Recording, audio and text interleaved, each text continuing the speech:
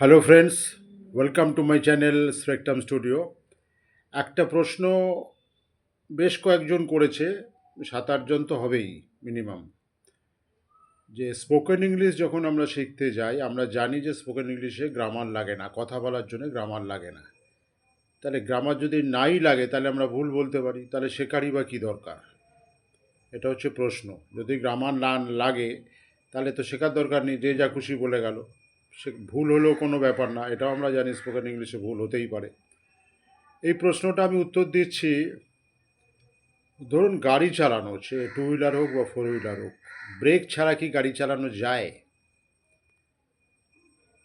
দেখুন, উত্তরটা কিন্তু কোনো কোনো ক্ষেত্রে হ্যাঁ, কোনো কোনো ক্ষেত্রে না। আপনি একটা ছোট জায়গার মধ্যে, ছোট একটা মাঠের মধ্যে বা ছোট একটা রাস্তা ভোরবেলা আপনি গাড়ি চালাচ্ছেন। ধরুন আপনার গাড়ি চালানো শেখার জন্য আপনার সঙ্গে আরও দুজন আছে, যারা দুদিক থেকে দুজন দাঁড়িয়ে রয়েছে গলির মুখে বা রাস্তাটার মুখে, যাতে অন্য কেউ ঢুকতে না পারে। আধ ঘন্টা 1 ঘন্টার জন্য আপনি প্র্যাকটিস করবেন।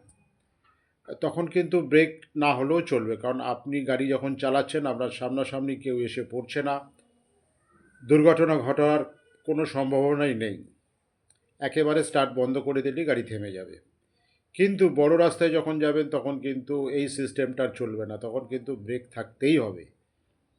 ব্যাপারটা স্পোকেন ইংলিশের ক্ষেত্রে ঠিক একই রকম ব্যাপার। যখন আপনি আপনার বাড়িতে বাড়ির লোকেদের সাথে, ফ্যামিলির লোকেদের সাথে কথা বলছেন, তখন ভুল হলেও কোনো ব্যাপার না, বন্ধুদের সঙ্গে কথা বলছেন, তখনও কোনো ব্যাপার না। কিন্তু যখনই আপনি শেখার পর শিখছেন কোনো একটা উদ্দেশ্যে, আপনার অফিসে ইন্টারভিউ পড়লো, তখন কিন্তু আপনাকে ব্রেক লাগাতেই হবে, অর্থাৎ আপনাকে সঠিক বলতে হবে।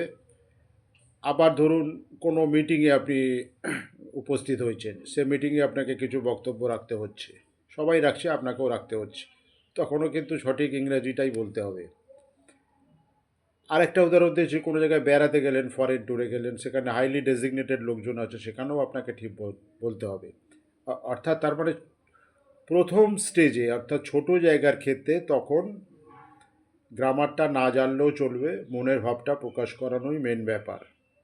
কিন্তু ধীরে ধীরে গ্রামারটা শিখতে হবে। যেমন বড় রাস্তায় গেলে গাড়ির ব্রেক লাগে, ব্যাপারটা অনেকটা ওই রকম। আশা করছি বোঝাতে পেরেছি। তবে গ্রামার আমরা যেভাবে প্রচলিতভাবে শেখাই, এর বাইরেও কিছু জিনিস আছে, সিস্টেম আছে, সেগুলোর মাধ্যমে করলে গ্রামারটা আপনার কাছে বোরিং হবে না। মানে এখানে গ্রামার শেখানোর থেকে মেন হচ্ছে ইমপ্লিমেন্টেশান, ব্যবহারিক প্রয়োগটা করলে এটা অনেকটা ইন্টারেস্টিং লাগে। আর আমি আগেও বলেছি, বিষয়বস্তু, সাবজেক্ট ম্যাটার ভালো হলে গলা দিয়ে এমনি ইংরাজি বেরোবে। এছাড়া আরও অনেক টেকনিক আছে, আমি ধীরে ধীরে যতটা পারি করব বা জানাবো। কোনো প্রশ্ন থাকলে অবশ্যই জানাবেন। That's all. Have a nice day.